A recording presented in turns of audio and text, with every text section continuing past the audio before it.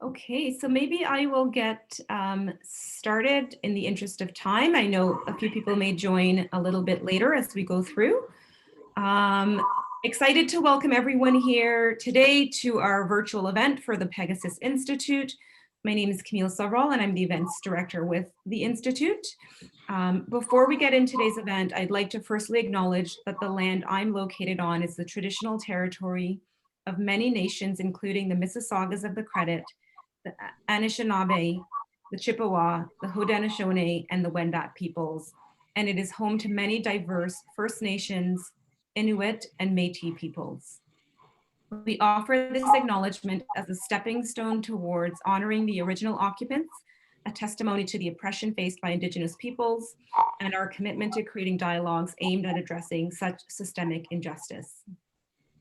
At PEGASUS, our mission is to reduce disparities, inequities, and social injustices, and promote global health through the lens of peace and sustainability. We're very grateful to be able to serve our community during this time and for the continued support of partners. Because of their generous support, we can present programs such as today's webinar for free. And our partners include Wilfrid Laurier University, the University of Waterloo, the Social Sciences and Humanities Research Council, as well as IPPNW Canada. This virtual seminar is one of many to come. We've already done 2, and we have a few more lined up I'll talk about at the end. And our primary goal is education, but also connecting people for action, including research, policy, and advocacy. For today's event, we have 2 speakers lined up. We will start with Marcel, and then our second guest speaker will be Dr. Courtney Howard. I want to encourage everyone to join in the conversation. Time permitting, we will take some questions from the live viewer and audience, so feel free to submit questions using your Zoom Q&A feature at the bottom of your window tab. And with that, I'm going to introduce our first speaker. Excited to welcome him, Marcel Boekebaum. I hope I said that right. Climate Envoy for the Kingdom of the Netherlands. As Ambassador at Large for Climate, Marcel is the dedicated representative of the Netherlands and international gatherings dealing with climate change. At home, he is the figurehead of national climate policy and connects the global to the local, policy to practice, and problem to solution. In short, he connects the dots. Marcel is an experienced all-around diplomat. He has worked on a wide range of topics such as food security, finance, trade, multilateral affairs, and development cooperation. And he did so in many countries and was posted in South Africa and the United States. Recurring themes in his work include sustainability, governance, and multi-stakeholder partnerships with an emphasis on youth. Marcel holds a master's in international relations. He followed the practice of trade policy program at Harvard's Kennedy School of Government and completed an intragovernmental leadership program at the Netherlands School of Public Policy. A Dutch national newspaper ranked Marcel among the top 200 most influential people in both 2020 and 2019, and he was recognized as the Green Party leader by the Sustainable Business Community in 2020. In 2021, his name is on the ballot for the national elections in the Netherlands, and we're very thrilled to welcome him and hear from him today. Marcel, over to you. Thank you, Camille, and it's a great pleasure being here, and also the context that you sketch in which this series takes place, and maybe to tell you that it's I was supposed to be there in person, but of course COVID-19 changed all that, so I'll do it virtually, and I'm actually very happy that I can make it this way. Let me start sharing my screen. There we go, because I made a little bit of presentation. You can see this, I guess? Yes, we can. Very good. Well, this title slide is in Dutch. It tells you climate diplomacy from zero to now. And that's what I will do the coming 20-25 minutes to take you through my work. And you can see this picture. This is my work these days, just sitting at a table, looking at a screen like many of you do these days. But for that reason, I go back a little bit further. And the year zero, of course, is not really the year zero The year zero in my story today is 5 years ago. And I will say a little bit on the Paris Agreement, because that is where a lot of it starts. To be honest, we should have started much earlier, and I guess you know that.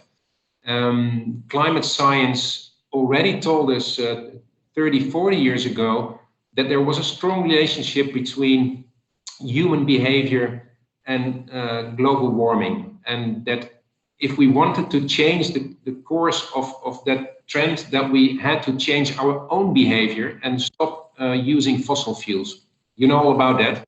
I actually stopped explaining climate change science when I went to a primary school, and I asked the students to explain what is climate change, and they did it in such a way that I thought, well, I can actually skip that chapter in any presentation from now.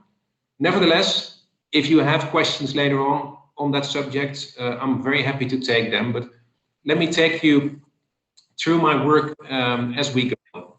And you see a few pictures here, and although diplomacy and climate diplomacy in particular sounds almost a little bit James Bond-like, it's in a way it is going to meeting rooms, and as my previous slide showed, it's also sitting at a desk a lot of the time. This is about progress that you want to make sure it sits on paper, and that's why I refer to the Paris Agreement.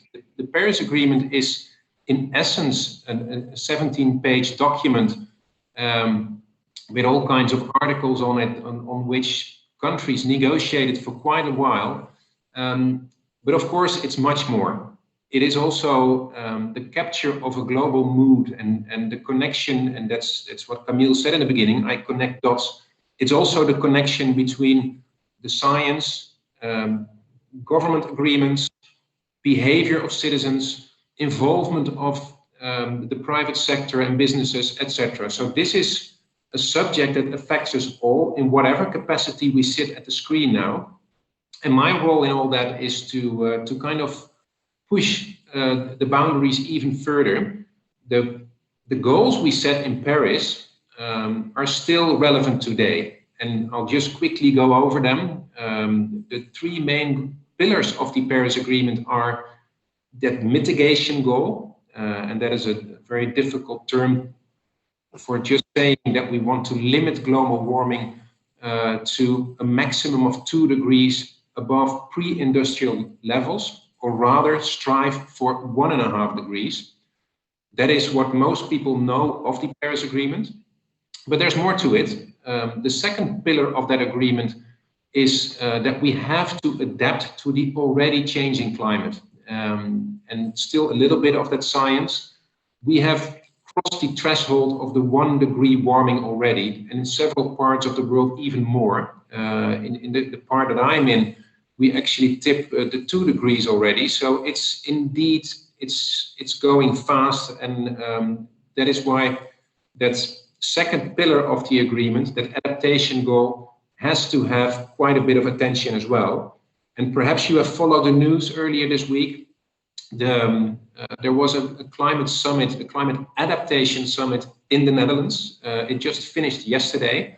And that was to elevate the importance of that adaptation goal to a higher level, at least at par of that temperature goal. Not because we are giving up on mitigation, but because it's as important, and especially since there is an imbalance globally between developed countries and developing countries.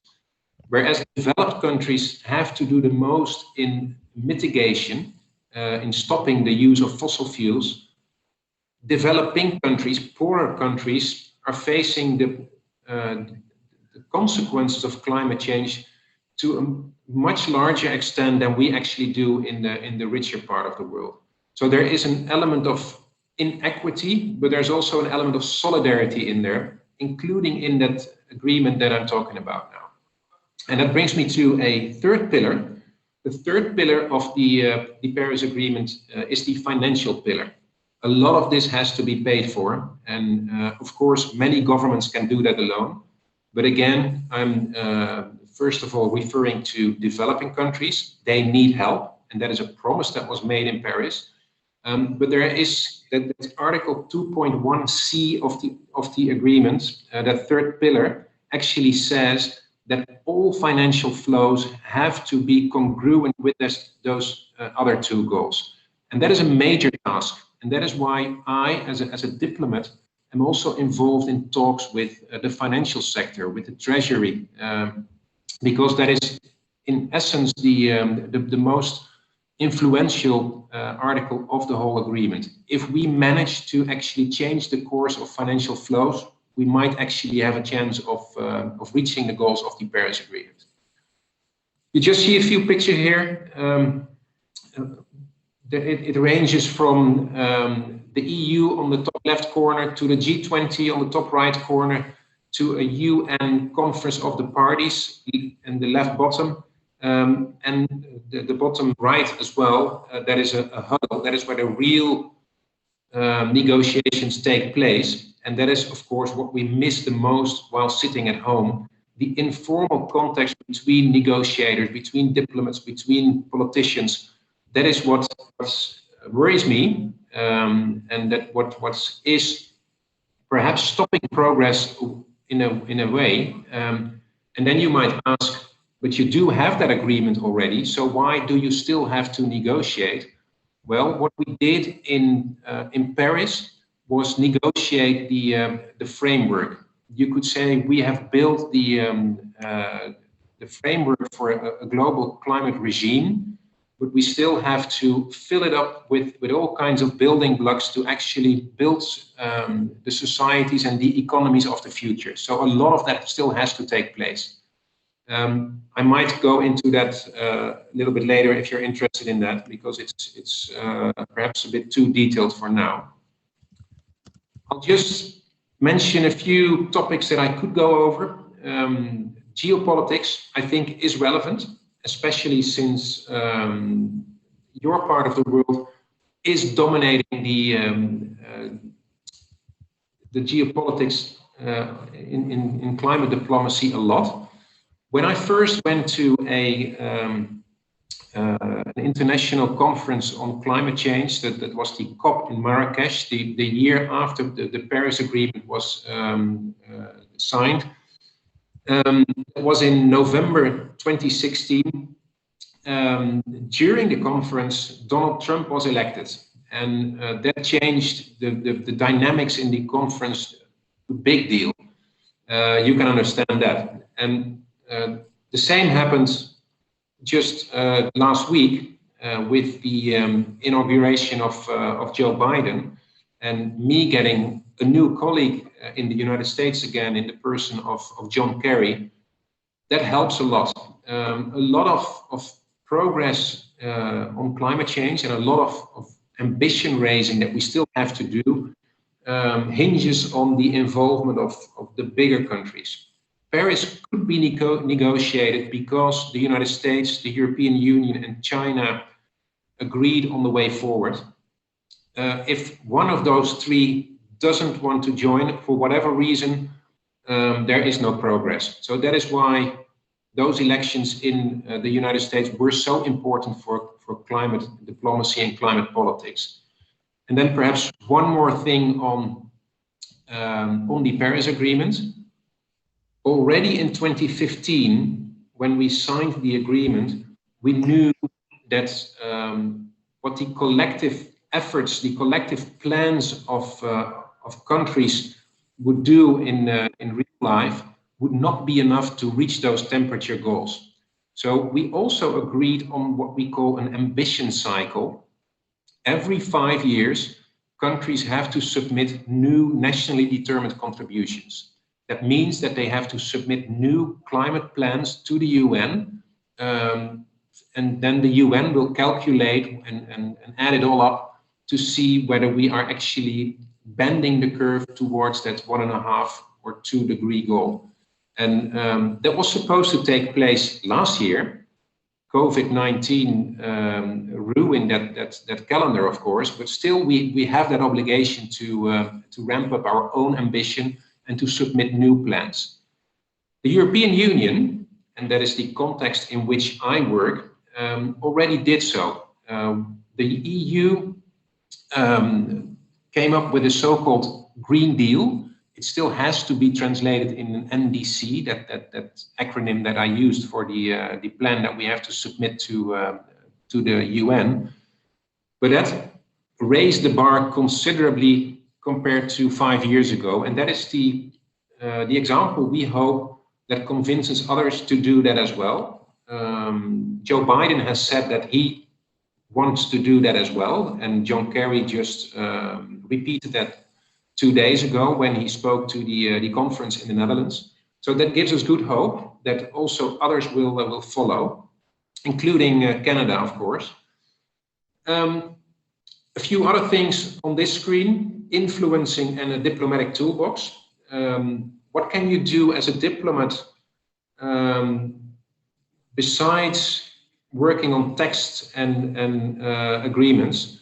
That is, trying to find those connections with other countries that actually will take them to a higher degree of ambition as well.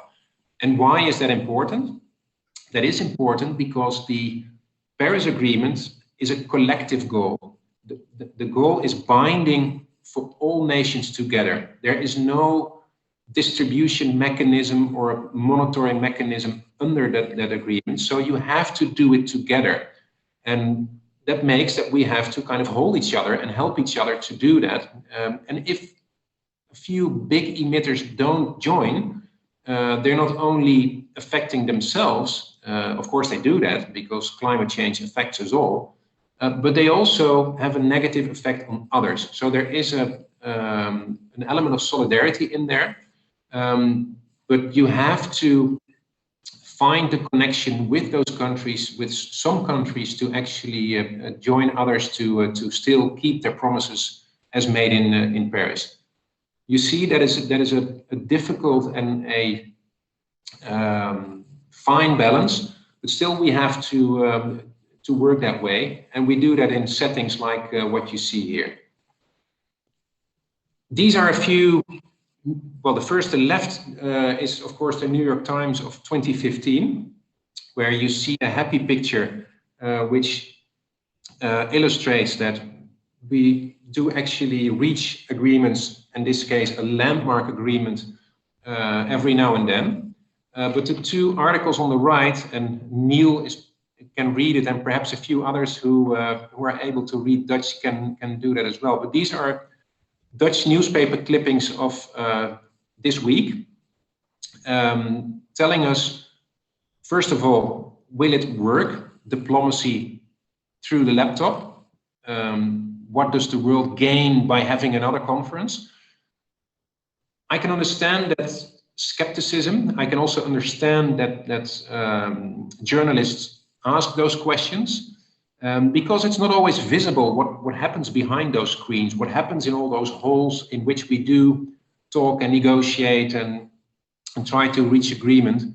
And my answer to that is, yes, we have to be more open about it. We have to show what the progress is, but we also have to be aware that the real action will also have to take place elsewhere. So the financial sector, the private sector, local governments, citizens, it's a whole range of stakeholders that actually have to move. And those diplomatic agreements are just one piece of the puzzle. If it is a piece of the puzzle like the one in Paris, it's a very important one, because I see it works as a motivation and an inspiration to many, but many others, perhaps we shouldn't even be so open about it or talk about it so much, because it's also a lot of technical progress that is being made, and it sometimes has the effect that it's illustrating that it's going slow, and it's perhaps motivating others to be slow as well. So, but those are the newspaper clippings that I'll just use to illustrate that. Sometimes, you perhaps recognize that that little statue. I think it's in Berlin, by Isaac Cordell. illustrating climate negotiations, old, bold men talking so long until they drown. Of course, that's not the case, and that's why I pair it to that nice picture from Paris. But it's also illustrating that it's a fine line, it's a tight balance, and you have to sometimes make 2 steps forward and 1 step back, and that is sometimes, and that is why I show you this, not as easy as Bob Ross wants to make us believe. You can shape the world any way you want, and you can even make little mistakes and it still looks fine. No, climate diplomacy often is a Jackson Pollock painting. And you have to admit that you can only influence so much. You have to involve others, you have to connect those dots, and you have to find your way in that maze, in that complex picture that climate change these days is. And that is what sometimes makes me say that climate in itself is nothing. Yes, climate is something for climate scientists, but if you see climate as a policy field, you have to connect it to other fields. You have to make your decisions in the economy, in defense, in education, in all those other sectors where you have to find the right way forward and have your eyes on the horizon. These are long-term decisions, long-term issues. That is what sustainability is in essence. Can you maintain and sustain what you do at the moment? And sometimes you have to change. And my proposition here is we have to change a lot. But ultimately, we are talking about a very positive message here. And that might surprise you, because looking into climate science, we know that it's not all too rosy. We are going too slow, and we see the effects in practice. But ultimately, in policy terms, what we are trying to achieve is a society and an economy and a way of living that is clean, that is healthy, which is a nice connection to the PEGASUS conferences and the profession of many of you, and also something in which new jobs are going to be created, because we know that in a green economy there are more and healthy jobs than in a fossil fueled economy. So that is the positive story that I think we should have before us, and that you should perhaps take also to your own politicians and saying, okay, this is how are we getting there? What is the trajectory to that longer term goal in which we have a cleaner society? Not easy, but we can do it. Jackson Pollock. A few global trends, and I have to tell you this because this is why we should be motivated to go faster. That graph on the left, many of you know it. It is the so-called hockey stick curve, and it's having a sharp turn to the top, and that is what we call modern global warming. That is what the Anthropocene is. That is what human-induced climate change is. And this shows you, if you have a graph, and this is just 2,000 years, that we have such an influence. We also know that if we can do this, we should be able to reverse it as well. Although perhaps many of you have not heard the term runaway climate change as well. A lot of it will take a long time to actually turn back. But that is an important one.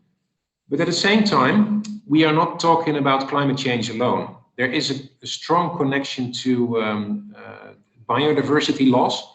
And over 1 million species are endangered again because of our behavior.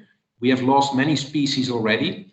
This is a graph from a report that was published 2 years ago by the Intergovernmental Panel on Biodiversity and Ecosystems, IPBES. And as climate science tolling the alarm bells a lot, this rang another alarm bell. And those two crises are connected. And the connection is our behavior. these two trends continue if we don't do something about it. And this is just as an illustration of the urgency of the issue. Some more global trends. Inequality, an important one to mention. I said it in the beginning. There is a reference to this in the Paris Agreement, but that picture on the top left, what you see there is climate-related emergencies in 2019. And you can see the map of the world. It is unequal. That's an unequal distribution of those disasters, and especially also when it comes to the response to it. Richer countries have more means to protect themselves than poorer countries, and that is the rationale behind the financial assistance, and also in terms of capacity that developed countries have to give to developing countries. But there's also an imperative here to change faster, because there is a connection with our behavior again. The other two graphs, population growth, you know all about that, and there is a link, of course, to the health pandemic that we are talking about, or the health crisis that we are in. But there's also another one, and that is on the top right, conflict. That one starts in the 40s. And you actually, and it's perhaps a little bit of a happy graph here, it's going down. So although we are a more populous world at the moment, conflicts are going down. And that is perhaps a little segue to more positive news, because we have also been able to reduce mortality. We have been able to bring down global hunger.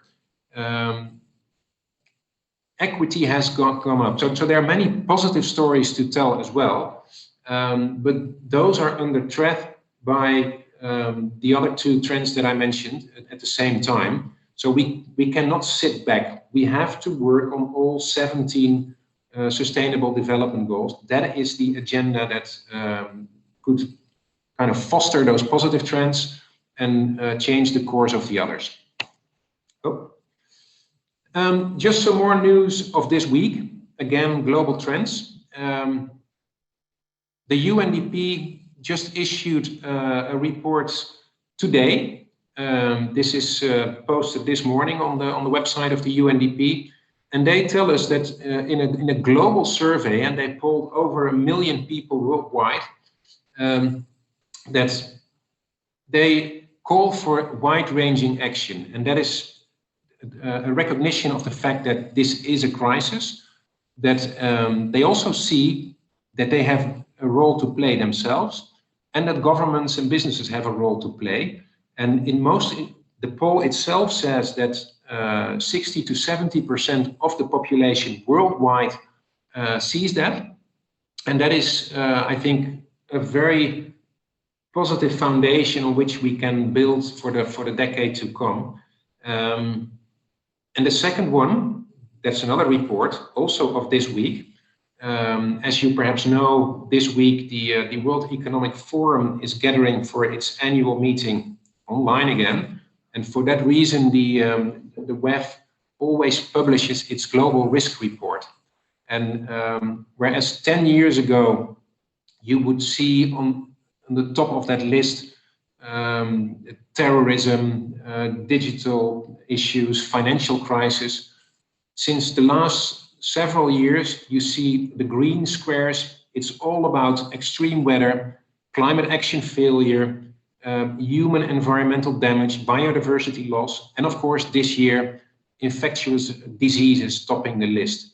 And that list of risks is composed of, after a poll amongst business leaders globally again, and these two reports combined give me hope and confidence that we can actually move forward, and that we can go and move faster.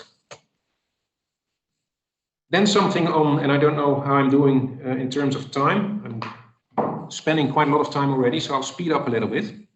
This is the broader society that is participating. These are just a few pictures from the Netherlands, where young people participate in debates on climate. And the right is a report that was submitted to the conference earlier this week by young people in the Netherlands who thought of adaptation measures. And that is what's happening a lot. So participation is picking up, influencing is picking up, and of course the political response as a consequence as well. I see a shift in the political response actually making climate change no longer a left or right issue. This is going cross parties in the political spectrum, and that is, I think, a very positive message as well.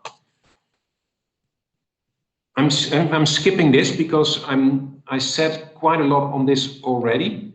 These are just a few pictures of my practice, and I give you 5 examples of climate diplomacy, and I'm basically doing it all. So I'm engaging in multilateral negotiations. I'm part of the EU team. I'm engaging with countries one-on-one in bilateral diplomacy, also with your colleagues in Ottawa. Of course, I have to convince others in my own government to join me, the Treasury, Home Affairs, infrastructure, water. All those departments do have international connections, but also make up my credibility internationally. How we walk the talk at home also defines my own credibility internationally. So there is an element of home diplomacy in my work. And ultimately, of course, thematic diplomacy. And what we do there is work on black coal, for example, stop finance in black coal, talk to other countries on forests or related issues. So all these kinds of diplomacy are part of my toolbox. The year ahead, and that picture to the right, both pictures are actually taken in the General Assembly in New York. When Donald Trump was in the room, I was there as well. I didn't take this picture because the Netherlands is sitting to the other side of the room in the UN. But we were all watching our clock actually to wait for him to leave because he has been blocking the progress for 4 years. And now John Kerry, signing the Paris Agreement in this picture, is back to make up for 4 years lost. But it's also a very full calendar the year ahead. Of course, hampered by COVID-19, and all eyes on the conference of the parties in November. Fingers crossed if it's going to take place in Glasgow. This is a long list. I won't go over it. I've said quite a bit on it already. But this is also my final picture, and perhaps this is a kind of a menu for you to choose from, or maybe other things, so we can start a discussion or questions and answers. So I'll stop sharing my screen here, Camille and Neil, and we can hopefully engage in some questions and answers. Thank you. Great. Well, thank you, Marcel, and maybe we can get your video back up too as we talk. So just I'll put a few questions together just in the names of time. So one is my own question in terms of the specifics of the Netherlands context, given reclaimed land and so the disproportional impact perhaps possible of climate change on the Netherlands, whether that changes the political context within the Netherlands and engagement of the population. A second question from an environmental studies professor, Mary Louise McAllister. She has 2 different things. One relates to the US context and re-involvement under Biden and how that facilitates progress, and also just your background as a diplomat in terms of corridor diplomacy and the importance of that context. Her background is in governance, and then Steve Ferracuti, who is has headed up Canadian Physicians for Aid and Relief, so worked in developing countries, asks about the LMIC countries, the low and middle income countries, and their ability to make the needed changes in terms of technology, lack of affordability perhaps for them as opposed to high income countries, but also managing their social safety nets. He asked specifically about the mitigation, adaptation, and financial models and whether they take these things into account. So three questions, but and if we have time, we'll take a few more. Yeah, but let me quickly do the first one on let's say the mindset of the population in the Netherlands. Over the centuries, the Netherlands has been quite good in adapting to, let's say, changing circumstances, fighting water issues, keeping the sea out and things like that. And we have become so good at it that the population actually takes that for granted.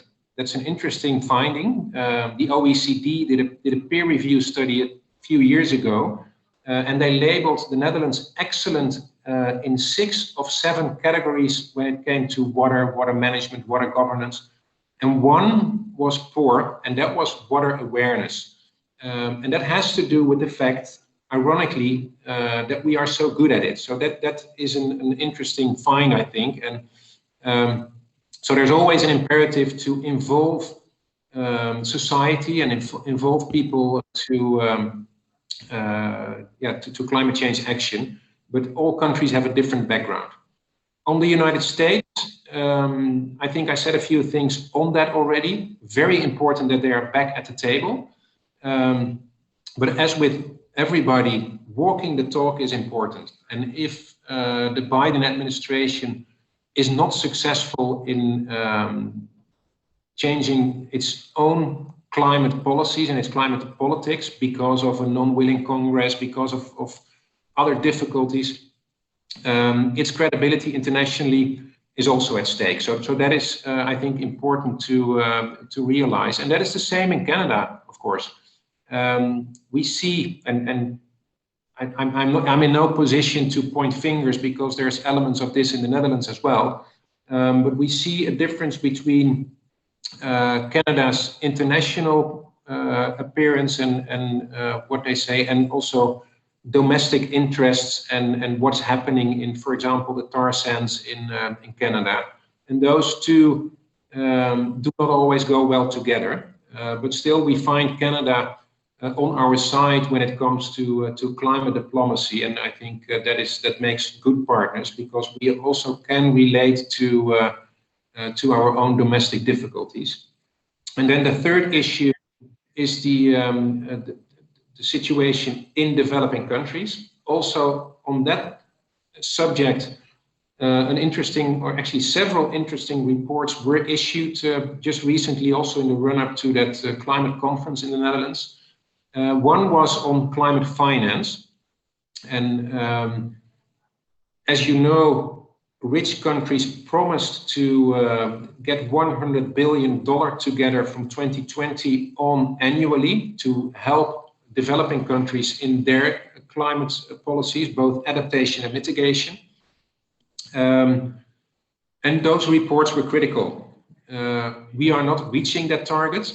And even if we do reach it, there is an element in there that part of it is not a grant, but a loan. So it's not really adding to the budgets of the countries that need it so much, and a lot of it is actually part of development cooperation.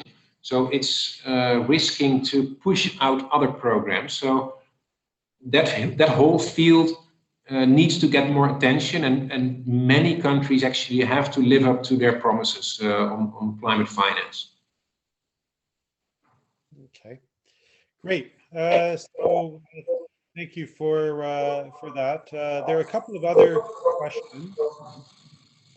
One relates to a grade that you might give to Canada and its efforts on the Paris Accord, if you can give us a grade diplomatically, hopefully. And then a question about the donut economy. And this comes from Susan Cosvin, talking about the work of Kate Raffworth. Susan's a longtime advocate, activist with regard to various environmental issues, and is looking at the donut economy locally in Kitchener-Waterloo. But she wonders about the potential of this model, which Amsterdam has already embraced, in some way being adopted worldwide. Marcel, if you can just unmute, I had to mute you for a moment. Yeah. Feedback. I'm back. Grading Canada. I'm indeed answering this one diplomatically, and I'll just refer you to the Climate Performance Index. You can find it online. It's a very nice overview of how countries do in terms of climate performance. And what you will see is that they left the top 3 open. So no country in the world is actually doing what it should do. Then there's a list of countries colored green, not many countries in there, a large group of yellow countries, and many of the G20 and the G7 countries are in a kind of a red bottom corner of that table. Look it up. I guess Canada is somewhere around the end of the yellow and perhaps even in the red. So quite some work to do there. Then Kate Raworth, very inspirational, and not necessarily because of the revolutionary nature of her theories, but because of the way she presents it. She is able to get people behind it, to translate it into operational targets, for example, in the city of Amsterdam, as you mentioned. And that is her absolute value. She is really creating a large group of followers and a kind of a movement that is embracing the donut economy. I like it. I could even have put the donut in this presentation. I sometimes do that because I think it helps to visualize what we have to do. Our transition will have to mind not only the ecological boundaries, but also the social boundaries. And if we cross over one or the other, we will not be successful in the long run.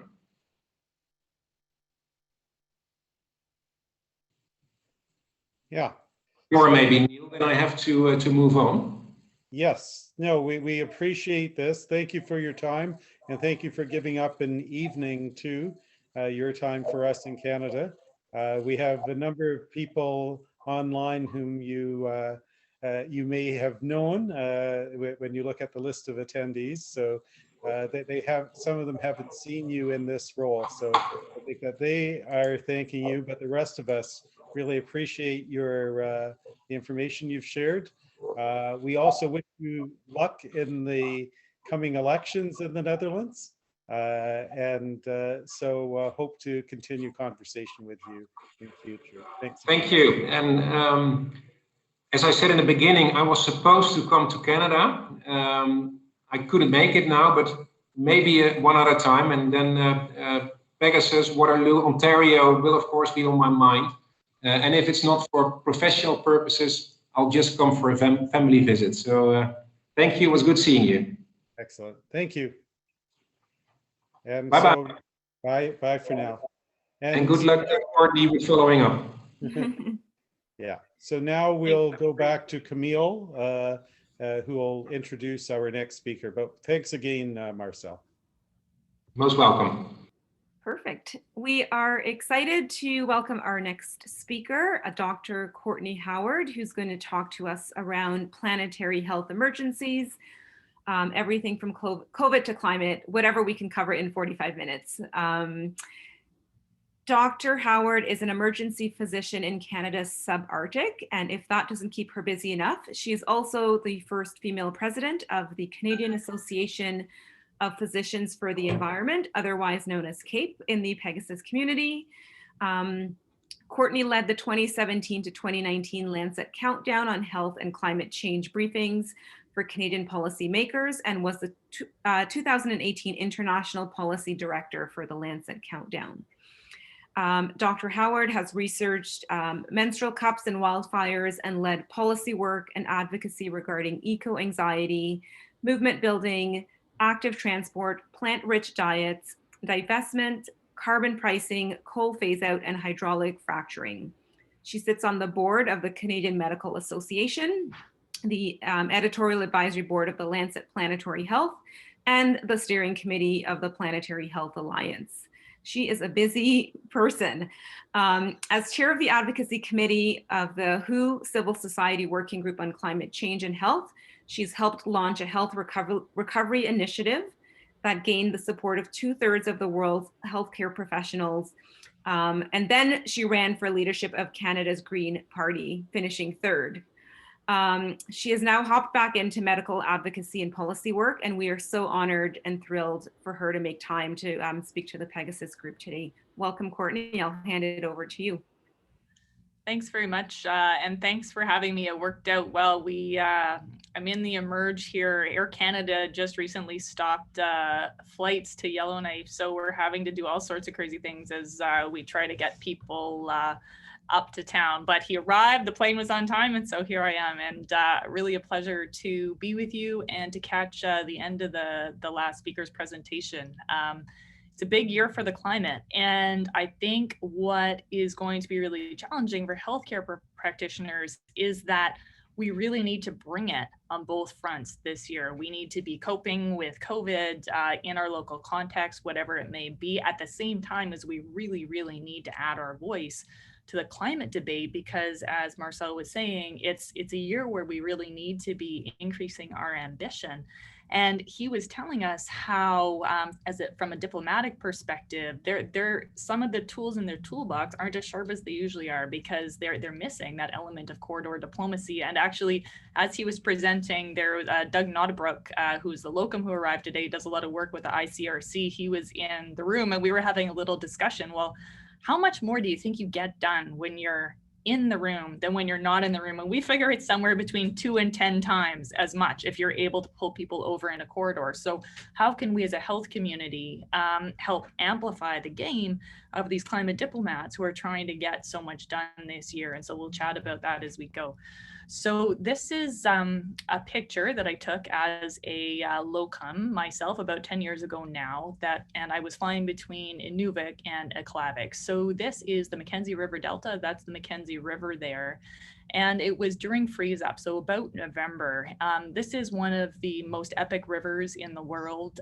It drains out of Great Slave Lake, goes all the way up to the Arctic Ocean. And this part of the world is already 3 degrees Celsius warmer than it was when an 80-year-old elder was born.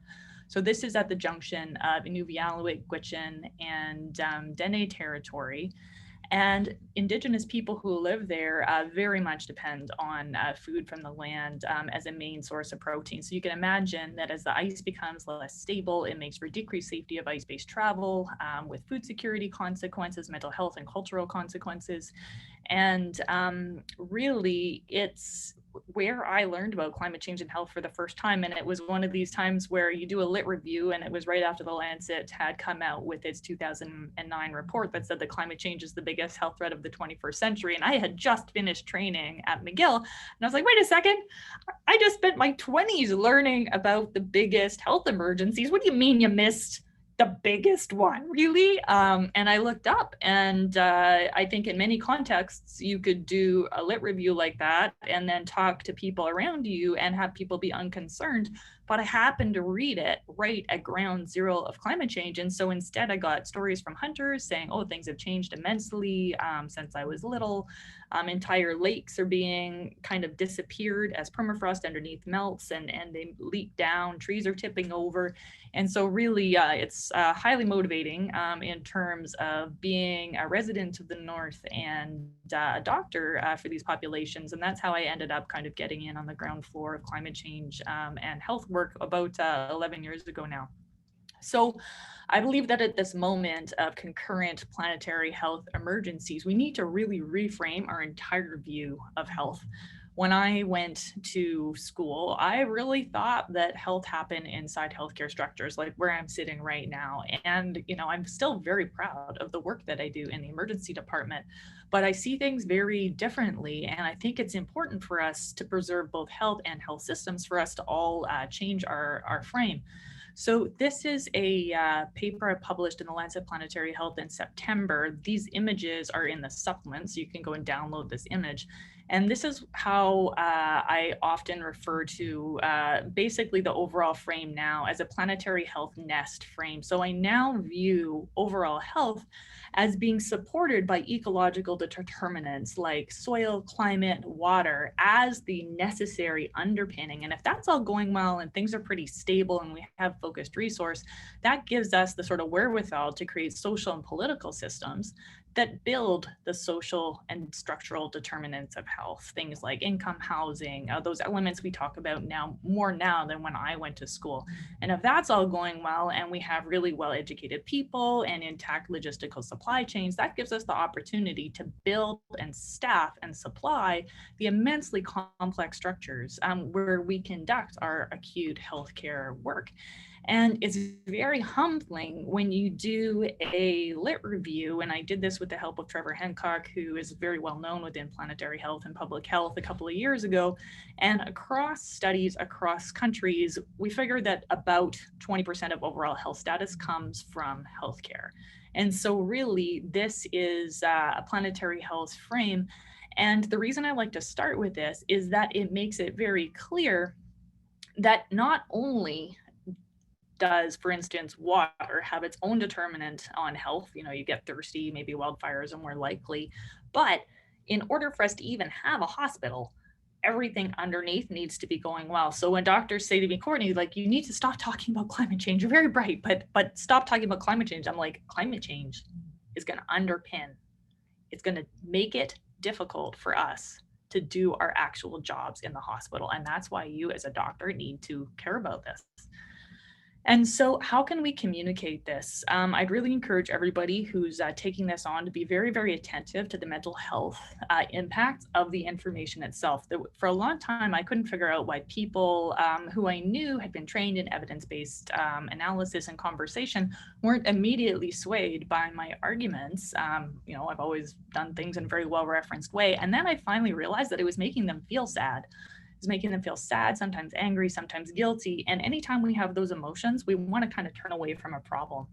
And so just be very attentive to the mental health of your the people you're speaking with, and do your best to present a very solutions-based approach, as well as to illustrate things with pictures as much as possible, because you'll just make more progress. So this image took me most of September, a couple of months, years ago, to put together, and it just illustrates some of the impacts in Canada. It's in the Lancet Countdown Brief from 2019, and it's a nice thing to put on the front of a policy brief, et cetera, if you're going to talk to a policymaker, because they don't have time to read through a multiple page, 8 by 12 point font kind of thing.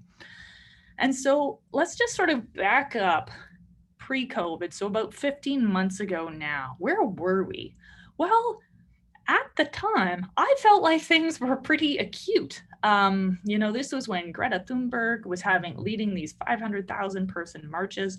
Richard Horton, the senior editor of The Lancet, had just made a video for Doctors for Extinction Rebellion that was essentially encouraging physicians to basically live up to their ethical obligations to the world and endorsing nonviolent direct action. A good friend of mine, Dr. Robin Stott, in fact, did get arrested with Doctors for Extinction Rebellion. He wrote a commentary about it in The Lancet. And so really we were approaching almost a peak even then in this planetary health crisis. This is a picture I took at an eco-anxiety workshop I did at COP about 12, so the last one that was held. And I asked people to put up their hand if they were feeling burnt out. And you can see almost every single hand in the classroom was up. And to just give you a bit of context, we organized this workshop on about 2 days' notice. And this was the morning after the biggest party at COP. There's always this giant party. So The fact that we have a packed classroom on 2 days notice, the day after a giant party, tells me that eco-anxiety, stress, burnout in this community is huge. So how can we support one another at this moment where we know the burnout from COVID is also extreme to do the work that's required? You know, we just had someone come in with Pilo. Most days, it's very important to just remember that it could be worse, right? So to give thanks for the small things that we have, you know, I've got water, I've got coffee, I've got a muffin here. And really, I'm trying these days to make sure that I'm keeping my bucket full by being present and filling my bucket up with my kids and time outside and exercise as much as possible so that I have the energy I need to do the work. And this is sort of how I often conceive of this. So a lot of you will probably have seen the children's book that talks about, have you filled up a bucket today? And so it talks about, essentially conceptualizes energy as water in a bucket. So right now, when we think about all of the people that we're both working with and trying to influence as we're getting work done on the climate, everybody is coping with all of these things. So they've got withdrawals from their bucket in terms of uncertainty, financial worries, loss of their sense of place or role in the world if they've lost their jobs, different kinds of inefficiencies. You know, you go to work, everything's different every single time, bereavement. And so how can we lend energy to one another? So from the movement building literature, psychology around this, a sense of purpose. So a shared, I love that moment in Amanda Gorman's poem the other day when she talked about, was something like not thinking about what divides us, but what's before us. So what are the challenges, the joint challenges that we need to bring together?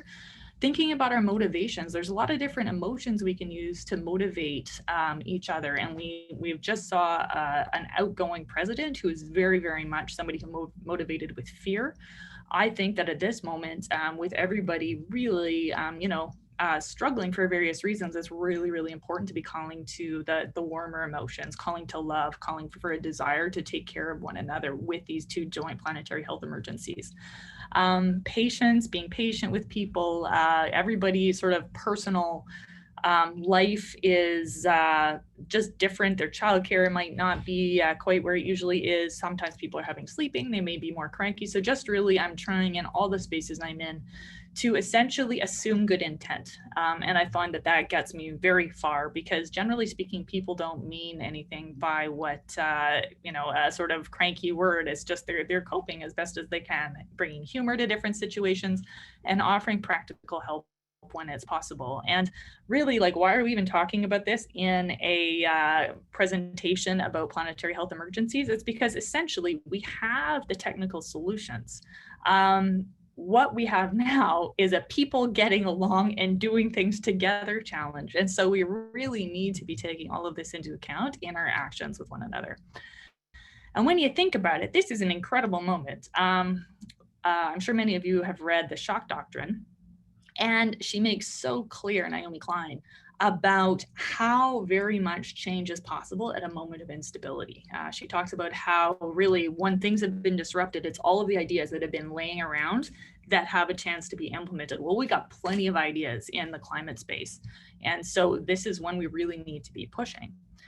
And so we need to be thinking about all of the different stages of this sort of process. So data, I'm just finishing up a wildfire study, should be published in the next couple of weeks. And so, I'm very, very sort of attached to generating good evidence, particularly on behalf of vulnerable populations. In many cases, for instance, downstream from the oil sands, we still haven't done the studies that we need to do on the local toxic health impacts of the oil sands. So we have a responsibility to generate data, but we also have a responsibility as health practitioners and a bigger community to translate that data. We can't just leave it on a shelf and expect some politician to go find it. Now that I was one for 6 months, I know those guys have zero time, like minus time. So we can't expect them to do that. So we can take the next step, translate it into policy. And that's important too. But again, thinking about the time available for people to absorb these policies, we need to be really thinking about it from an audience-centered point of view if we want things to actually happen. And so how do we actually make real change in the world? Well, for me, there was a really big jump involved in recognizing that in many cases it wasn't about the references I had on a document. Those are really important. So I believe we need to choose evidence-based targets. We need our science super well aligned and well laid out. However, you know, moving from 15 references to 20 references isn't going to be the thing that's going to make the difference if we're not taking power dynamics into account. And that is something that we don't really get taught in medical school, and it's important that we think about that, because as health practitioners, we need to be part of this argument, because we know that we're the most trusted messengers, we're good science communicators, and we essentially are the natural messengers for the best arguments around climate change, which is to protect the environment for the health of a child born today. Those arguments have been shown from a communications standpoint to have the best chance at motivating action across disciplines. So we need to be in the game, and that means we need to understand that power is a big part of the game. And the more tables that, you know, you heard my resume a little bit at the beginning there, the more tables of power I sit at, the more I realize how very, very, very important it is to have a seat at the table, because I've been part of enough conversations now to know that there are a lot of conversations that would have been very different had I not been there. So that means that the makeup of the people at the table really, really matters. There's evidence that having more women at the table leads to whether, and looking at studies, whether it's in Europe, whether it's in North America, there was a good study that tracked decision-making in provinces as the percentage of women in legislatures went up, more likely to take environmentally sustainable decisions, more likely to fund health and social care. And we know also that when we have a more diverse background in terms of other measures of diversity as well, that people bring their own experiences to the table and are able to inform a discussion in a much more textured way. So it's really, really important. These discussions that a lot of boards are having right now in terms of increasing diversity and anti-racism, from my perspective, that is very much about survival, about us just having the best ideas at the table. And so we need to be making sure that we can use our privilege in every circumstance to make sure that there's a group of diverse voices at the table at this critical moment in human history where we're trying to solve both emergencies at once. Now, we don't get taught a lot about change making at medical school as well. And I recognize that there's a variety of backgrounds on the call, but I think that this is generally relevant. So drawing on some of Marshall Gans's methodology, as well as some of the psychology of climate change and movement building, I generated this model, and this is really how I think about change making. And so I used to kind of think, like back in the day, that if I went into a room and I kind of told people a problem, they would change stuff. And it really doesn't work like that. The executive director that CAPE had about a decade ago, his name was Gideon Foreman. He now works, he's in charge of energy, I believe, at David Suzuki Foundation. He was like, Courtney, if you want to fix climate change, you need a target. And I was like, what do you mean? We need to do the things. And he's no, Courtney, you need a target. And so eventually I came to realize he was absolutely right. And the target we came up with as an organization was coal phase out. And we managed to lend the voice of health in partnership with a tremendous number of public health groups and community groups in Ontario to the drive for coal phase out in Ontario. And so you can see that this is an iterative process here. And so you start with the team, and the team in that situation was a coalition of community groups and health groups. They strategically chose to try to get the coal-fired power plants phased out for various reasons. And then the story that they told about that was around asthma and was around protecting health by virtue of decreasing air pollution. And so that narrative, that story, is something that we really need to focus on creating as change makers. I used to think that I would say, let's phase out these coal-fired power plants because it will decrease greenhouse gas emissions. or greenhouse gas emissions, but that in fact fails in many cases to create approximate enough argument that somebody is motivated to change their behavior that Tuesday. Whereas if you're talking about reducing visits to the emergency department from asthma, that's something that everybody can really picture, and everybody wants good health for children. And so it turned out that that was a very effective story narrative. And the messengers of that narrative were the health practitioners for the reasons I mentioned earlier, usually amongst the most trusted natural spokespeople for the health argument. And that led to a series of tactics, which included meetings with decision makers, op-eds, et cetera, which led to the commitment to phase out coal in Ontario, which resulted in the biggest single reduction in greenhouse gas emissions of any policy measure ever in North America. That generated a sense of hope. It was like, oh, hey, we can do this. And very similar campaign was run in Alberta. Again, got a commitment to coal phase out in Alberta. And again, a similar campaign was run nationally, which allowed us to obtain an accelerated coal phase out commitment, which happened around about the same time that a relatively similar process in the UK had taken place. And Catherine McKenna and the UK's environment minister got along, and they got together and they said, okay, well, maybe we can start a club. And they started a club called the Powering Past Coal Alliance. I was lucky enough to speak at the launch. And what it has actually done, right before the world shut down, I was at a presentation by a policy worker who specializes in coal phase out, probably one of the biggest coal phase out nerds in the whole world. And he showed us a scatter plot of how the behavior of countries around the world, their policies had changed as the Powering Past Coal Alliance had begun to adjust norms. So we're all social beings and we act. We respond to leadership and we want to kind of be in the club. So thinking about the psychology of climate change and action is a really interesting way for us to be considering what our next move should be. So these are the action motivators that I was mentioning earlier. And so this is Marshall Gans's methodology. He talks about urgency, being able to overcome inertia. That's when we're talking about, to hit 1.5 degrees Celsius, we need to decrease emissions by X amount in X years. Anger, it's unjust that this is happening in terms of children.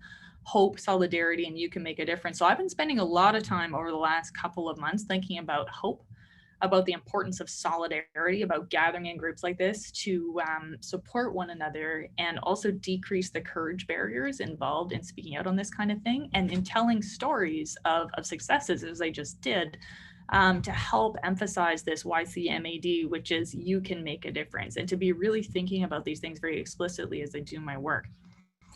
And so, we're at this moment where we have the opportunity to make the argument in a very different way because, back in the day when Greta was leading the big marches, we were trying to talk to a population in the world that had never really known an emergency. So I would say things like, think about your logistical supply chain in terms of climate change, and imagine how we're going to supply all of these, universities and hospitals in the context of, multiple malnutrition emergencies leading to conflict, displacement, closed borders, and people couldn't really picture it. Now everybody can picture that.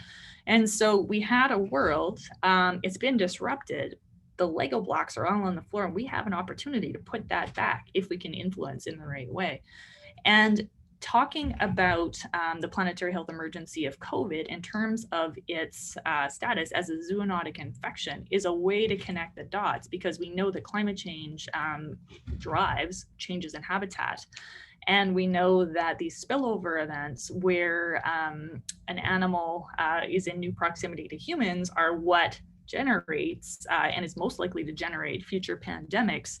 So really we can be framing our work in climate change as a way also to prevent further pandemics. And so it's a way to connect the narratives to lend power to the data at a moment of real disruption that can bear fruit.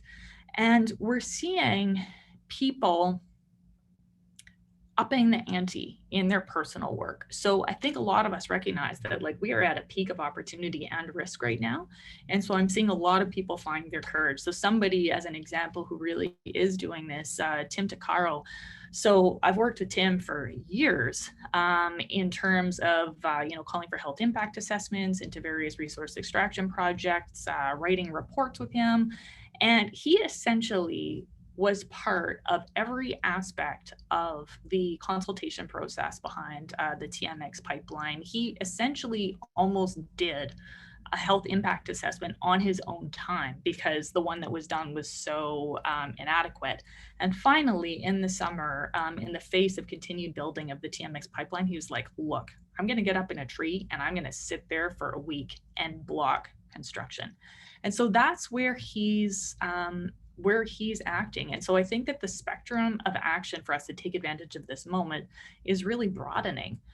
And we're seeing health practitioners around the world increasing their work. So we saw, despite the fact that we're in the pandemic, the NHS in the UK has just committed to net zero by 2040. So that's its scope 1 and scope 2, as well as part of the scope 3 emissions. And then they're committing to 2045 as a net zero for what they're calling the carbon footprint plus. So that initiative is led by Nick Watts, formerly my boss at the Lancet Countdown, literally the most brilliant functional human I've ever met in my entire life. And he's got 28 people working under him. I expect him to get this done because that's just the kind of person he is. So just in Canada, and you can see they have a plan where they've got a target for each one of the different elements of their greenhouse gas emissions. And they are doing this both to get it done, to decrease that proportion of the UK's emissions, also to stimulate work around the world, and also so healthcare practitioners can be seen as leading by example, which gives us additional stature within broader arguments, such as what Marcel was talking about. And so we thought it was time to up the ante here in Canada as well. So we convened just a very loose community of practice around planetary healthcare last week, so that we can start to connect up the different conversations. Because right now there are a lot of people working on this in Canada, but we're not going to make the same kind of progress Nick's making in the UK unless we're all working together and we're entering these spaces with an attitude of assuming good intent, of trying to figure out which organization's unique value proposition and how interacts in what way with those of the other organizations. So we're not continuously reinventing the wheel, and we're handing off at the intersections as efficiently and in as collegial a way as possible. So there's tremendous interest in this. We're going to convene it on a rotating basis monthly. Next one, Neil Ritchie is convening. So if you're interested in joining, let us know. And this is a moment where the US is back. So climate change and health is up front. His new climate lead is Gina McCarthy, whose last job was to be the head of climate change, the Harvard Center on Climate Change and Health. So they're the people who actually were sponsoring the Lancet Countdown briefs in the US. So that means that right now, climate change and health framing has all of a sudden gone from a backwater where it's still not even in most medical education frameworks to any appreciable extent. And of course, there's many people working on that right now. But now basically the very top climate person in the most powerful country in the world is steeped in climate change and health work. And that's strategic because we know, again, from a communication standpoint, that this is the best way to motivate populations to take action around the world. And so we need to be increasing the pressure on the Canadian government to be making those connections and, again, working internationally to lend our voice. So this is the Powering Past Coal Alliance launch that I was speaking to you about. I think there are ways that we can help the Canadian government gather other countries to be part of this. And this is some of the work that I'm doing with the WHO Global Climate and Health Alliance Working Group. But what was really striking about this, so I spoke for 2 minutes, all of these other like heads of countries spoke, and I had multiple people come up to me afterwards and tell me that I had done the most sort of persuasive speech. And the reason for that was because I can talk about patients. So this picture was taken just a little while after I had actually taken a puffer out of my pocket and I talked about kids with asthma, and I was speaking about my patients in the Arctic. And so we have the ability to tell human level stories, which policymakers have trouble accessing. And so just know that you own that, you have that ability as a healthcare provider. So in terms of the sort of nitty gritty of what we need to get done in terms of nationally determined contributions, what Marcel was talking about, I wrote this paper with Yasin Cholikov, who's a public health resident who's been very involved, actually just graduated, public health doctor, who's been very involved in climate change and health work, and Christian Holtz, who's a climate equity scholar. So if you'd like to sort of see our overall perspective on nationally determined contributions from a health standpoint, you can go take a look at this article. Essentially, the way I look at it is that our nationally determined contribution, the minimum amount of information that's required for that is the mitigation commitment. So we have to say, we're going to reduce greenhouse gas emissions by X amount by X year. And then I think that the way we can best influence that as a health community is to then also propose various measures that sit within that, each of which decreases greenhouse gas emissions, and talk as much as we can about the health co-benefits of those actions. So talk about how many lives will be saved through the coal phase out, how much money that will save us in the healthcare system, and do that for, electric vehicle infrastructure, do that for different measures of agriculture, and do that systematically in every country. Make sure that we have appropriate materials. We're speaking with the Minister of Health. We're speaking with the Minister of the Environment. We're doing interviews and really making clear that this is what we need to do to protect the health of children born today as we emerge from this pandemic. Because now that we know what disruption and global health emergency feels like, none of us want to live through that again. And this is the way we prevent further similar global emergencies. And pretty interestingly, actually, the Lancet Countdown has joined forces with the Lancet Planetary Health to really lay out this argument for several countries. And that issue is going to be launching in about 2 weeks. So it looks like I'll be helping to lead some breakout sessions at the launch. So if you're interested, keep an eye out, because I think that this work in this is about to really ramp up. And so and at CAPE, we're looking at how we can situate a lot of the work that we're doing this year within this frame. We need to recognize that from a climate equity standpoint, a lot of the emissions reductions that Canada needs to be helping to steward are likely to take place outside of our shores because of the amount that essentially we've emitted over the years, and the fact that in many cases we'll be more efficient to do it elsewhere. And so our climate finance is really, really important.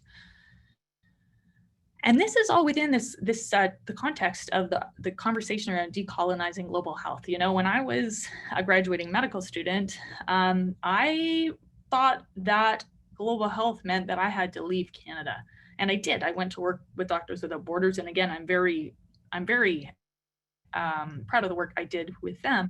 But when I think about it, and you read about global inequality and how it was set up by colonialism, and is it in fact maintained by various ways that we've built the world order in a way that disadvantages lower and middle income countries, there's a lot we can do from here, and arguably even more. So how do we work in Canada to ensure that Canadian companies don't worsen health abroad, for instance, mining companies and local extraction practices? How do we ensure that the trade agreements that we sign contain a health impact assessment and don't disadvantage lower and middle income countries? We need to really view climate finance as part of our domestic climate policy and make sure that we're anteing up there. And how do we lean into multilateral institutions, support the WHO, support other organizations that are advocating within the global space, and make sure that we're lending our privilege to ensure that less powerful voices are around those tables of power. And so, something that came up for me when we hit, this pinnacle of risk and opportunity, and it was clear to me where we were at the beginning of COVID, or heading into the first sort of midway through the first wave, was, okay, so we have a lot to do. We have a lot to influence right now. Probably we need to do it from home. Is political work the new humanitarian mission? We haven't viewed it like that. I hadn't previously viewed it like that, but when you really think about it, maybe it is. And so really that's why I ran for office, because I think that really the biggest changes we're going to make on behalf of global health probably will come about as a result of policy implementation here. And I think it's important that we start to frame political work as that, because frankly, it was pretty much the same. It was the first time since I'd worked for MSF where I'd had so many people say, we think you'd be great at that job. We think that's an important job.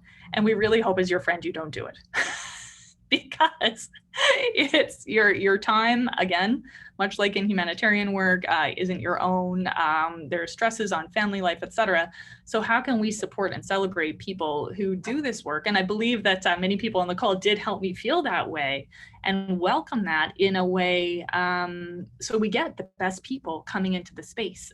Kate's executive director actually just recently took a leave to go seek a nomination in a riding in Ontario. And I frankly view that as a win. I'm sad for Kate, but I think to make the change we need to make in the world right now, we need people pretty close to the decision-making panel. We want evidence-based, humanitarian-minded people there. So we're gonna have to support them to go do the work. What needs doing right now? We need to make sure that Bill C-12 gets strengthened. This is sort of Canada's closest thing we've ever had to Climate Accountability Act. And it's a good step forward, what they put forward, but it needs strengthening. We need a 2025 target. We need strengthening of the independent advisory body's role. Targets should be legally binding. So this is something Kate is going to be looking at in the next little while. And it's interesting, we were talking about the donut. It does all come back to the need for a well-being economy. The more you read about GDP, the more it's absolutely asinine that this is the way we are measuring our progress as a nation. It doesn't correlate with well-being in high-income countries. It goes up when we do increased defense-related spending, increased disaster cleanup. We need to define what we think our objectives are, and the Canadian Index of Well-being is a good place to start. Figure out what the metrics of measurement are and create policies that optimize those. And until we figure out, basically as an emerge doc, I think about this, what are we resuscitating to? Like, what's our target blood pressure? And is that the right measure of what we want? So we need to make sure from a national achievement standpoint that our overall measures of national progress are aligned with what we want. And I think that at this moment of overlapping planetary health emergency, we all want health, safety, and well-being. And so let's create an overall structure and a set of metrics that acknowledges that makes us as well as we can as we weather these overlapping planetary health emergencies, and allows us to do that in a sustainable way so that our good days now aren't coming at the cost of good days for our children later. So that is essentially my presentation. And really, the more I do this, the more I realize that solidarity is probably the absolute most key thing. Lonely advocates burn out really quick. It's too scary. It's too hard. And so the more we can keep reaching out to one another and creating these communities of practice and supporting one another in the context of the pandemic and climate change, the more work we're going to do. And so one way of helping to create that is, I believe, to create a moment where people reframe and make a choice to join these communities. And this pledge for planetary health that I published in the Lancet with some colleagues a little while ago is that it's a Hippocratic oath for the Anthropocene. So as we're asking people to reframe their vision of health, giving people an opportunity to speak aloud via Zoom. I've done this with a few people and there's been tears. I think we're gonna see this a lot organized by the Global Climate and Health Alliance and other groups this year, as we're asking people, okay, we're at this momentous place in human history, let's reframe and let's recommit. And let's do that together. And so if people are interested, you can take a look at this as a tool and move forward together. So I'm sending much love out here from Yellowknife to you. I know everybody is living in the midst of rapids right now. And please let us know at CAPE how we can assist you in your efforts. And thanks for listening. Yeah, well, thank you again, Courtney. I apologize. I guess there was feedback with things with Marcel. I don't know if there's feedback now. But we do have feedback from our audience a bit, and so I'll just try to summarize some of that. The first thing was about deep adaptation. So an environmentalist who has been very active on things wonders whether this would take away from resources needed for climate change mitigation, thinking about deep adaptation. And also, she wanted to thank you for mentioning gender and gender parity, and wonders about the importance of gender parity in terms of influencing direction and priorities. So I'll go with that question first, and then we'll talk about the role of physicians. Sure. So I've actually been talking a lot more about adaptation lately than I used to, and it's because I'm really worried that we're forgetting about it.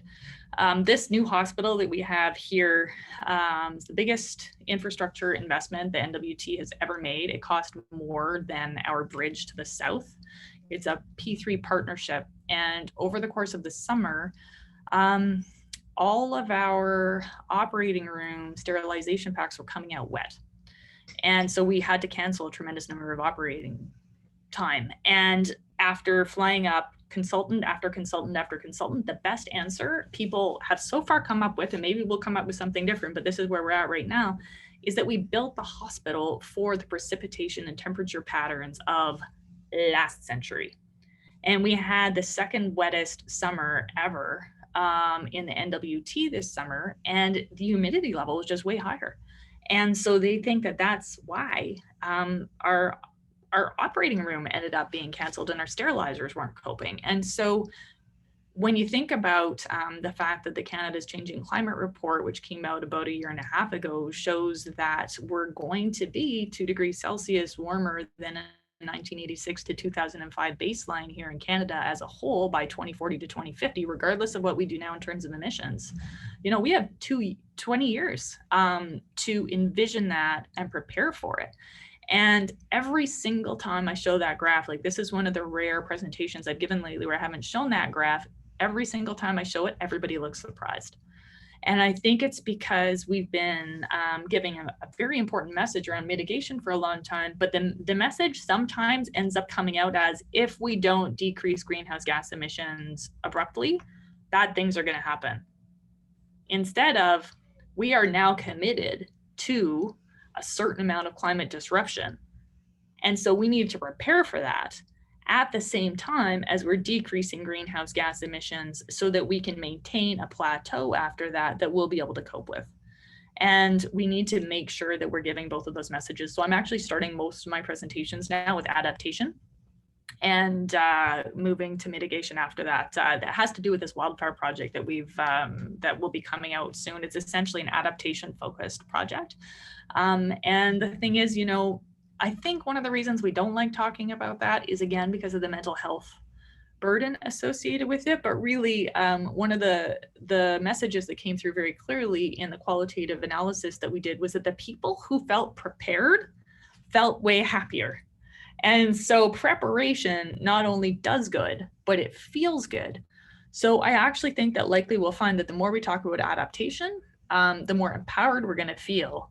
And the more people will naturally come to understand the material, because they'll have to go through it to understand the adaptation requirements. I think that's actually going to help our mitigation work. Okay, thank you. I think that some of the other questions also relate to what the most effective strategy is. And I think as you talked about Gideon's advice to you, John Howard also talked about that with regard to pesticides. And I think people are thinking about approaches within the medical community. And so whether we're finding more acceptance of these approaches. Another question relates to physicians are not necessarily politically savvy and are hampered by a lot of competing priorities like everyone else. If you had to pick a single pressure point for healthcare people to try to exert influence, where would you start? Political parties, provincial or national, medical associations, local MPs, local engagement with colleagues. So that's a second thing. And then a third thing that might be part of your answer perhaps is related to the planetary healthcare in Canada, coordinating sustainable care, whether you wanted to talk about that, because you talked about the NHS and it wasn't David Pension, but somebody else that you talked about in terms of adaptation there, just what we might do in Canada. Sure. So we have made progress in terms of getting eco-health, planetary health concepts into the mainstream. So right before COVID shut down, I was booked for a keynote at pretty much every one of the giant conferences. So it would have been better if those had all happened before we went virtual. However, they're kind of trickling in a virtual world. And unfortunately, COVID is making it a lot easier, unfortunately, to make the case.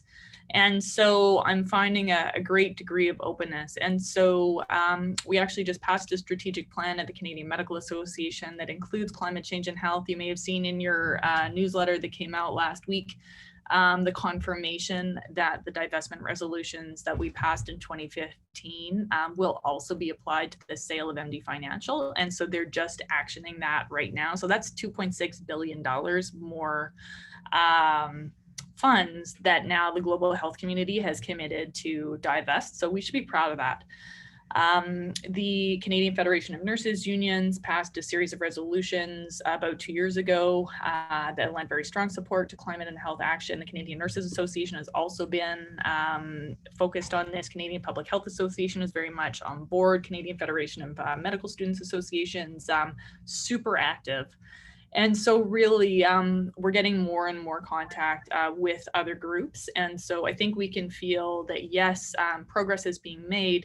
However, we need to make sure that that progress is adequate and at the tables of power. So that means that if you happen to be somebody with a university appointment and a certain degree of power within your institution, there will be medical students or learners working on that. And if you can partner with them and mentor them and help them put their sharp elbows up and get to the curriculum table, that's really important. In terms of different levels of targets, so I think of change making on a micro, meso, and macro level scale. So micro being change making within your work or your practice. So, you know, switching to a dry powdered inhaler instead of a Ventolin that uses an aerosol propellant is a good first step in terms of your personal practice. Departmental hospital level, we'll be asking people to take a look at how your energy is supplied at your hospital. Can you advocate for a change to renewable energy? What's in your cafeteria? Can you switch things up to a planetary health option every time? Local suppliers. And then in terms of macro level national targets, I do think Bill C-12 is a big one, and I'm going to be connecting with other people nationally to figure out how we can lend our voice to that of the health community, or sorry, the environmental community. They have scholars who really analyze this really carefully. So I don't think we need to come up with our own set of asks. I think we're better off seeing what Canada generates and emphasizing their work and bringing the health rationale and voice to the topic. So we'll be thinking a lot about that. We need to be talking about a new NDC, Nationally Determined Contribution for Canada. We need to be lending our voice really to these resource extraction projects. So my very first motion ever at the Canadian Medical Association General Council was asking the CMA to support increased peer-reviewed studies into the local health impacts of the oil sands. And it's a matter of deep shame to me that we haven't delivered on that as a national medical and research community. Chief Alan Adams was in Ottawa asking for that study right before the pandemic. He's also the chief who was then assaulted by the RCMP. So we can see how systemic racism plays into this. And that shows up in research. There's no way we would have communities as deeply impacted as those communities and not have done the studies. You know, I live in a city here where we had a gold mine really close to town, a giant mine. The Yellowknives Den, 8 children died from the arsenic poisoning. And you know, when the study was done, this was back when my parents met here. So in the 60s, you know, when the study was finally done, I gave my kids toenail samples to that study last year. A 50-year lag time to take a look at the local health impacts of resource extraction projects in a high-income country like Canada with excellent biomedical resource capacity is unacceptable. And so if that situation is in your community, and it very likely is because it's all over the place, it's fracking projects in northern BC and northern Alberta, it's different types of attempts to dump nuclear waste in all sorts of different places. We have a responsibility as practitioners, whether you're in the Canadian College of Family Practice or other Royal Colleges, to advocate for our patient population. We need to get that done. Like, it just makes me want to cry. It's awful. And so the research is important because that helps tell the story of why that project is unacceptable and what compensation the community may need. And so on a local level, really try to develop the courage and support one another in that work, support people like Tim who are putting their body on the line. And on a sort of national political level, making sure we're putting pressure on the government not to fund those, put more taxpayer money into pipelines that are going to, A, cause local health impacts, and B, really reduce our ability to deliver on our climate commitments, as well as make sure that we create the framework we need with something like Bill C-12 to get us on a rational, target-based legislated approach to meeting our targets. Thank you, Courtney. I think that we're now out of time, and really appreciate you once again. We got you in our last conference, but we had to cut things a bit short. So I'm glad we had a bit more time this time. I'm also glad that actually one of our Laurier professors is working on the Yellowknife mines aspect, somebody associated with the PEGASUS Institute. Yeah, I am so impressed with how you communicate. Rather sad that you came in third and did not take that, but I think we will have some leadership, hopefully, for the Green Party, and with you outside of that process too, to continue that. I'm impressed with how you motivate young people, your connections within medical schools and residency programs, how you're connected internationally with all of the major players. You're a wonderful advocate for climate change and other things, and your experience north and south is really amazing. So I want to thank you on behalf of the group for taking the time to present to us, even when we're busy with COVID and other things. So thank you, Courtney. Thank you. Just about politics, what I learned is that fundraising is all anybody cares about. And so as we're trying to get more good people in, if a friend of yours runs, donate as much as you can right up front. I entered 3 months after the eventual winner, and it turns out that you can't make up that much of a fundraising gap. And so that's what I learned. So we need to learn these new games, and we can. Yeah, and there are a few thank yous in the chats. For those of you who are interested in future PEGASUS events, we've got a couple of others planned in English. So remember, we're moving to a more online format that we have the two that Camille has put up there. The first on refugees with Michaela Henia and Meb Rashid. Michaela is more of a research and policy type of person, and Meb is a family physician who's going to talk more about practice and advocacy. That's in the evening of February 24th. Then we have an event again on climate change with Sir Andy Haynes, former head of the London School of Hygiene and chair of different Lancet commissions. That'll be another noon event, and possibly with Dominique Souris, who heads up the Youth Climate Lab. So we expect that that'll be of interest to those of you who are interested in this. With the PEGASUS Institute, we're hoping to move well beyond conferences to engaging in social issues. We want to have more blogging, more articles. Courtney, again, the prolific author now. So we may want to include some of our speakers in terms of some of the outreach. We're going to have a couple of sessions, I expect, in the next few months in French. So one on refugees and migrants in Montreal, and a second on Ebola and the current pandemic and the disproportionate effect on Africa and how solutions also can be led from there. A session in Spanish on the US-Mexican border and migration.